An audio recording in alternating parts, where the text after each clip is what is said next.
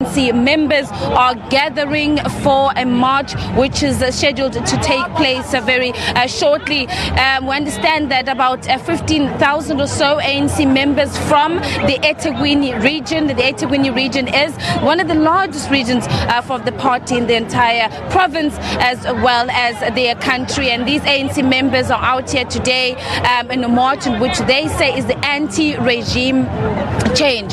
They're saying that they are anti-revolutionary forces that have been working to weaken the government, to destabilize the country, and that they are out here today to ensure that they defend South Africa, but also here to defend President Jacob Zuma. I was just seeing on top of the T-shirts, written on the T-shirts of many of the ANC members who are out here today, written on the back saying hands off President Jacob Zuma. Now, to tell us more about this march and its purpose, and when they speak about an anti-regime change, what exactly does the ANC mean by that? Or the members who are out here today who have gathered in their numbers to defend this country, as they say. I'm joined by the secretary of the ANC in the eThekwini region, Bheki Ntuli.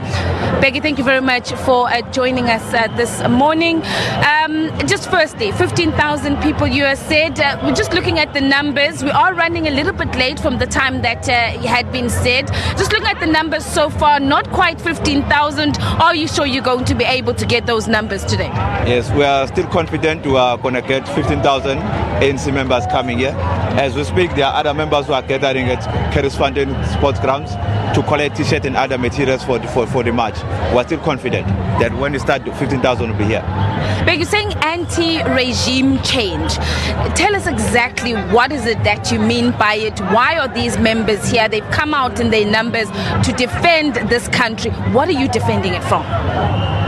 To be explicit about it, we know very well that President Zuma, when he came into power, he started by saying we need to work closely with the Eastern countries, specifically the third world countries.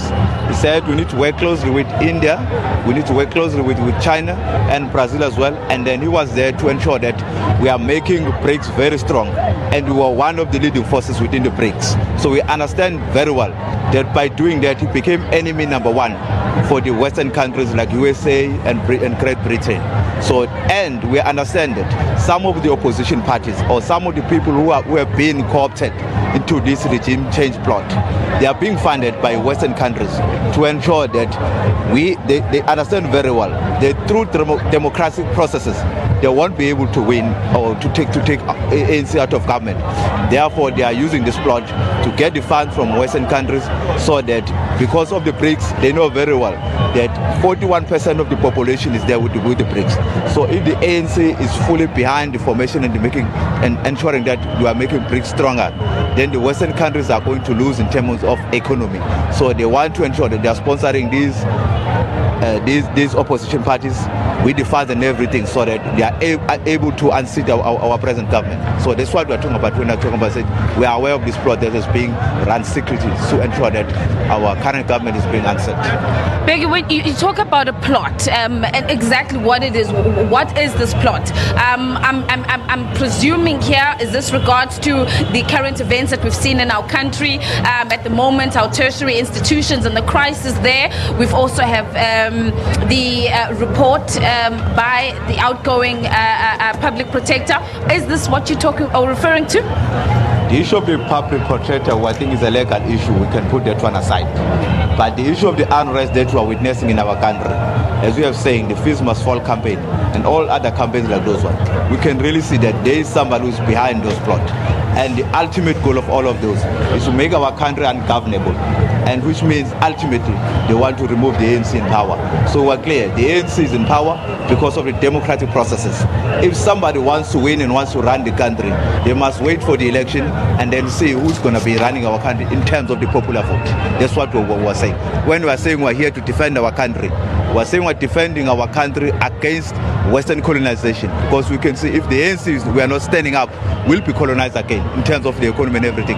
That's why we're one of the driving force behind the BRICS, because BRICS is about ensuring that third world countries in particular are advancing in terms of economic emancipation. All right. Begintuli, thank you very much for your time. Begintuli, the secretary of the ANC in the eThekwini region, which is one of the party's largest region. He not only here in the province of KwaZulu-Natal, but the country as a whole. Alicia, 15,000 members, as you've heard, Peggy is hopeful that they will be able to get 15,000 ANC members just from this region alone coming out here today to defend what they call is a plot against the regime, a plot against the country, an attack on President Jacob Zuma. And I'm going to leave it there for now, Alicia, but throughout the day we will be covering the march, and we'll be giving you all the latest update and a number of people that of course will be coming through to be part of this march. And Mhlongo live to us from Durban at the hands-off Zuma march, and as she said, they will be bringing you live updates. And now from Durban